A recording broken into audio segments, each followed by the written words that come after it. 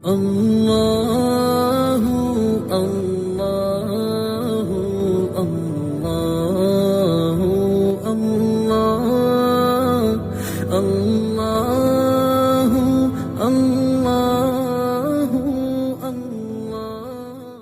اللہ کے بعد برزخ، قیامت، آخرت. تو احادیث سے پہلے یہاں کچھ اصولی باتیں لکھی ہوئی ہیں. اگر وہ باتیں ذہن نشین ہو جائیں تو قبر اور قیامت اور برزخ کے بارے میں جو ذہن میں شبہات پیدا ہوتے ہیں ختم ہو جاتے ہیں. پہلی ہدایت اور پہلی بات یہ لکھی ہوئی ہے کہ انبیاء علیہ السلام اس لیے تشریف لاتے ہیں کہ ہمیں ان چیزوں سے آگاہ فرمائیں جن کو اپنے ہم حواس خمسہ سے معلوم نہیں کر سکتے. پہلا پوائنٹ یہ ہے. دوسرا یہ ہے کہ انبیاء علیہ السلام کے پاس عام انسانوں کے علاوہ ایک اور ایسا ذریعہ علم بھی ہوتا ہے جو عام انسانوں کے پاس نہیں ہوتا، وہ ہے وحی الہی. تو اس سے وہ چیزیں بھی جان لیتے ہیں جن کو عام آدمی نہیں جان سکتا. اس کی مثال ایسے جیسے ایک آدمی کے پاس دوربین ہے، وہ اس سے بہت دور چیزیں دیکھ لے گا. دوسرے پاس دوربین نہیں ہے، وہ دور چیزیں نہیں دیکھ سکے گا. اور تیسری بات یہ ہے کسی نبی کو مان لینے اور اس پہ ایمان لانے کا مطلب یہ ہوتا ہے کہ نبی ہمیں ایسی جو بھی بات بتلائیں جن کو اپنے حواس سے ہم معلوم نہیں کر سکتے تو ان پر ہم پورا یقین کریں، ان کی بات پر یقین کریں. چوتھی بات یہ ہے کہ انبیاء علیہ السلام ایسی کوئی بات نہیں بتلاتے جو عقلاً ناممکن یا محال ہو. البتہ ایسا ہو سکتا ہے کہ وہ بات ایسی ہو جس تک ہماری عقل نہیں پہنچ سکتی، تو ایسی چیزیں ہوتی ہیں. وہ تو نبی تو ہوتا ہی وہ ہے جو ہمیں پہلے بتا دیے کہ ایسی چیزوں کی اطلاع دے جن کو ہم خود جان نہیں سکتے. تو جسے بتاتا ہے نبی وہ عقلاً ناممکن نہیں ہوتی کہ ایسا ہو ہی نہیں سکتا.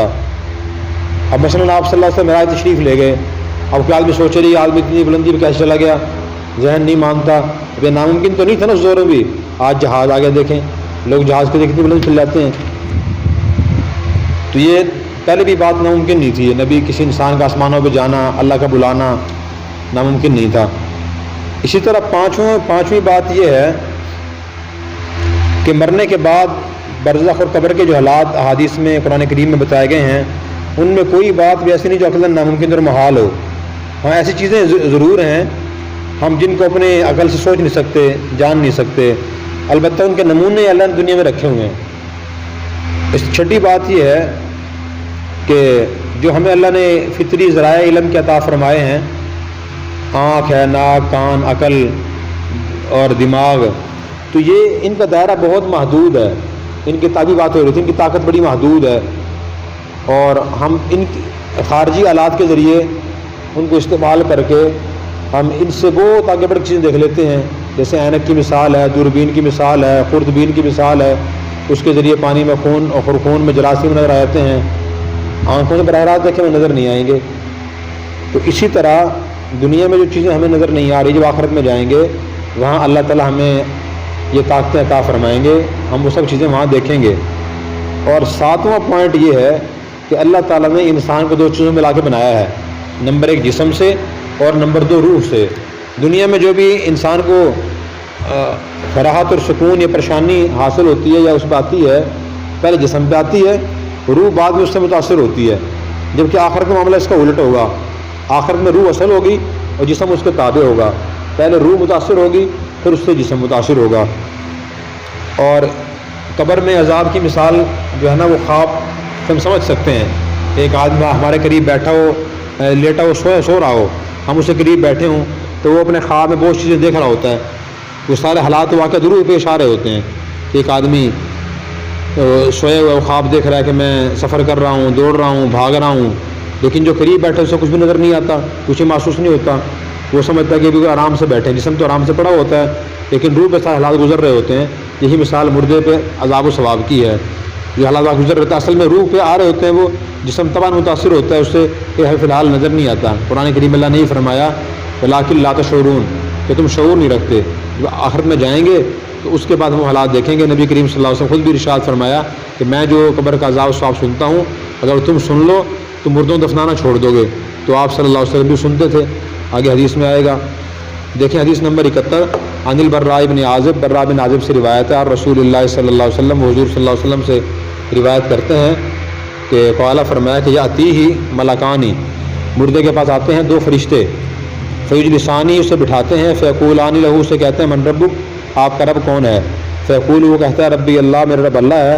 فیقولانی لہو اسے کہتے ہیں فرشتے ما دینک تیرا دین کیا ہے. فیقول تو کہتا ہے دینی الاسلام میرا دین اسلام ہے. فیقولانی لہو فرشتے اس سے کہتے ہیں ما ھذا الرجل کون ہے یہ آدمی الذی بعث فیکم کہ تم میں بھیجا گیا تھا. فیقول وہ کہتا ہے ہوا رسول اللہ وہ اللہ کے رسول ہیں. فیقولانی لہو وہ دونوں اس سے کہتے ہیں وما یدریک تمہیں کس نے بتایا. فیقول وہ کہتا ہے قرأت کتاب اللہ میں نے اللہ کی کتاب پڑھی. فآمنت بھی اس پر ایمان لایا. وصدقت اور میں نے تصدیق کی. فذلک قولہ یہ اللہ کے ارشاد کا مطلب ہے یثبت اللہ الذین آمنوا بالقول الثابت اللہ ثابت قدم رکھتا ہے ان لوگوں کو جو ایمان لائے اچھی بات کے ساتھ آخر آیت تک. قال حضور نے فرمایا فینادی منادی من السماء پھر پکارتا ہے پکارنے والا آسمان سے ان صدق عبدی سچ کہا میرے بندے نے. فافرشوہ من الجنہ اس کے لیے بستر بچھاؤ جنت کا. والبسوہ من الجنہ اس کو لباس پہناؤ جنت کا. وافتحوا له باب الجنہ کھول دو اس کے لیے دروازہ جنت کا. فیفتح له تو اس کے لیے دروازہ کھول دیا جاتا ہے.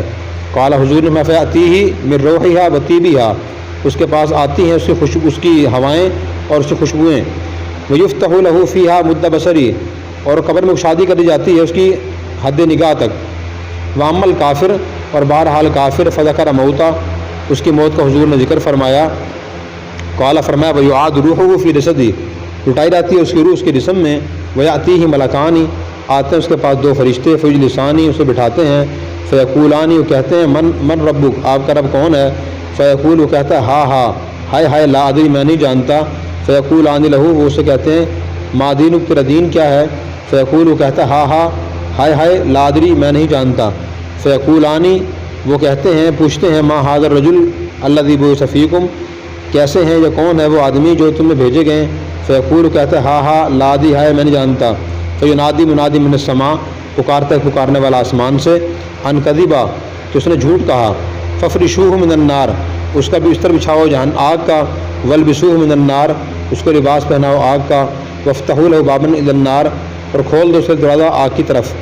قال حضور نے فیاتیہ من حرھا وسمومھا آتی ہے اس کے پاس اس کی گرم ہوا اور اس کی لپٹیں. قال فرمایا ویضیق علیہ قبرہ اور تنگ کر دیتے ہیں اس پر اسی قبر کو یا تنگ ہو جاتی ہے اس پر اسی قبر. حتیٰ یہاں تک کہ تختلف فیہ اضلاع گھس جاتی ہے اس میں اس کی پسلیاں. ثم یکیض لہ اعمیٰ پھر مقرر کر دیا جاتا ہے اس پر اندھا نابینا اسم بہرا. ماہ مرزبۃ اس کے پاس گرز ہوتا ہے یا ہتھوڑا ہوتا ہے من حدید لوہے کا. لو ضربا بہا اگر مارا جائے اس کے ذریعے جبل پہاڑ پر لصار ترابا وہ ہو جائے مٹی. فیضربہ بہا فرشتہ اس کے ذریعے اس کو مارتا ہے ضربتاً ایک ضرب لگاتا ہے. فیصیح صیحہ وہ ایسی چیخ مارتا ہے. یسمعھا اس کو اس چیخ کو سنتے ہیں ما بین المشرق والمغرب جو مخلوق ہے مشرق و مغرب کے درمیان. الا ثقلین سوائے جن و انس کے. فیصیر ترابا وہ ہو جاتا ہے مٹی. ثم یعاد فیہ الروح پھر اس میں روح ڈائی جاتی ہے.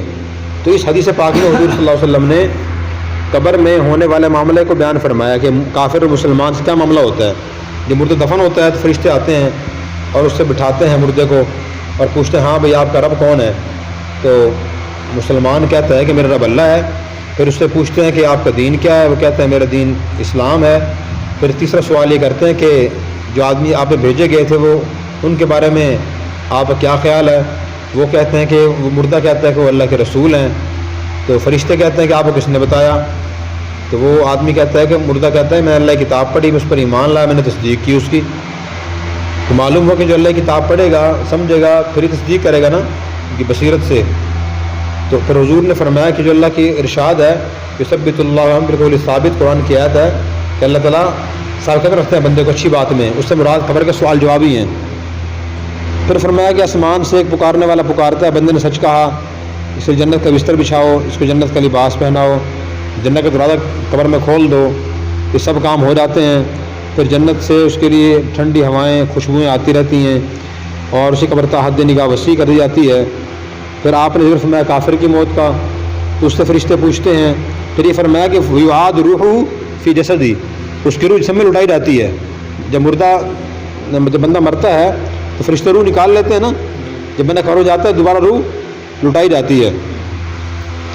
اور فرشتے اسے بٹھاتے ہیں پوچھتے ہیں ہاں جی آپ کا رب کون ہے. کہتے ہیں ہائے ہائے میں نہیں جانتا. تو فرشتے پوچھتے ہیں آپ کا دین کیا ہے؟ وہ کہتے ہیں ہائے ہائے میں نہیں جانتا. تو پوچھتے ہیں اس آدمی کے بارے میں کیا خیال ہے جو بھیجے گئے آپ میں؟ کہتے ہیں ہائے ہائے میں نہیں جانتا. اب جو آدمی دین کو نبی کو نہیں پہچانے گا، رب کو نہیں پہچانے گا، وہ یہ کہے گا. تو پھر آواز آتی ہے غیب سے کہ اس بندے نے جھوٹ کہا، اس کے لیے آگ کا بستر بچھاؤ، آگ کا لباس پہناؤ اور آگ کی طرف دروازہ کھول دو. وہاں سے گرم ہوائیں اور بدبو لپٹیں آتی رہتی ہیں. قبر تنگ کر دی جاتی ہے. قبر اتنی تنگ ہوتی ہے کہ ایک طرف پسلیاں دوسری پسلی میں گھس جاتی ہیں. اور پھر ایک نابینا بہرا فرشتہ مقرر کر دیا رہتا ہے. اس کے پاس لوہے کا ہتھوڑا ہوتا ہے، اس سے وہ مارتا رہتا ہے. اتنا وہ خطرناک اور خوفناک ہتھوڑا ہوتا ہے، اگر پہاڑ مارا جائے تو پہاڑ مٹی ہو جائے. اور اس کو مارا جاتا رہتا ہے، وہ چیختا رہتا ہے اور چیخیں اس کی جنات انسان کے سوا مخلوقات سنتی ہیں. پھر وہ مٹی ہو جاتا ہے، پھر دوبارہ اڑ ڈالی جاتی ہے، پھر ٹھیک ہو جاتا ہے. اللہ معاف فرمائے. تو یہ قبر میں سوال جواب ہوں گے، ان کے انجام ہوگا. تو مومن ایک تو ہے نام کا مومن کہ آپ دیکھیں مومن ہو، ایک حقیقی مومن ہے. تو ہمیں حقیقی مومن بننے کی ضرورت ہے. اگلی حدیث ہے عن انس سے روایت ہے. فرماتے ہیں قال رسول اللہ صلی اللہ علیہ وسلم، حضور نے فرمایا ان العبد، بے شک بندہ اذا وضع فی قبری، جب رکھا جاتا ہے اپنی قبر میں، وتولی عنہ اصحابہ، اور واپس جاتے ہیں اس سے اس کے ساتھی، انہ لیسمع قرع نعالہم، بے شک وہ سنتا ہے قرع آہٹ، چاپ، نعالہم کے جوتوں کی. اتاہ ملکان، آتے ہیں اس کے پاس دو فرشتے، فیقعدانی، اسے بٹھاتے ہیں، فیقولانی، اسے کہتے ہیں ما کنت تقول فی ھذا الرجل لمحمد، آپ کیا کہتے ہیں اس آدمی محمد کے بارے میں؟ بہر المومن فیقول، کہتا ہے اشہد انہ عبد اللہ ورسولہ، کہتے ہیں گواہی دیتا ہوں کہ اللہ کے بندے اور اس کے رسول ہیں. فیقال له، اس سے کہا جاتا ہے انظر الی مقعدک من النار، دیکھیے اپنے ٹھکانے کی طرف، جو آگ کے ٹھکانے کی طرف. قد ابدلک اللہ بہ مقعدا من الجنہ، اس کے بدلے میں اللہ نے آپ کو دیا جنت کا ٹھکانہ. فیراہما جمیعا، وہ ان دونوں کو اکٹھے دیکھتا ہے. واما المنافق والکافر، بر المنافق اور کافر، فیقال له، اس سے کہا جاتا ہے ما کنت تقول، آپ کیا کہتے ہیں فی ھذا الرجل، اس آدمی کے بارے میں؟ فیقول، وہ کہتا ہے لا ادری، میں نہیں جانتا. کنت اقول، میں کہتا تھا، ما یقول الناس، جو لوگ کہتے تھے. فیقال له، اس سے کہا جاتا ہے ما دریتا، نہ تو نے جانا، ولا تلیتا، نہ تو نے پیروی کی جاننے والے کی. ویضرب بمطارق من حدید، اور مارا جاتا ہے لوہے کے ہتھوڑے سے، ضربتاً ایسی مار، فیصیح صیحۃ، وہ ایسے چیخ مارتا ہے، یسمعها من یلیہ، سنتے ہیں اس کو جو اسے قریب ہوتے ہیں، غیر الثقلین، سوائے جن و انس کے. تو اس سے پہلے والا مضمون ہے لیکن تھوڑا سا مختصر ہے، تھوڑا سا فرق ہے. فرق یہ ہے کہ ایک تو اس میں حضور نے یہ فرمایا جب اس ساتھی لوٹتے ہیں مردے کے پاس سے، تو وہ مردہ جانے والوں کی جوتوں کی آہٹ سنتا ہے. ایک بات یہ نہیں ہے اس میں. اور دوسری یہ ہے کہ پہلے حدیث میں 3 سوالوں کا ذکر تھا. 3 سوال ہوتے ہیں، آپ کا رب کون ہے، آپ کا دین کیا ہے، آپ کے نبی کون ہے. اس میں صرف ایک سوال کا ذکر ہے کہ نبی کے بارے میں سوال ہوتا ہے کہ اس نبی کے بارے میں کیا خیال ہے آپ کا. اور یہی چیز ہے.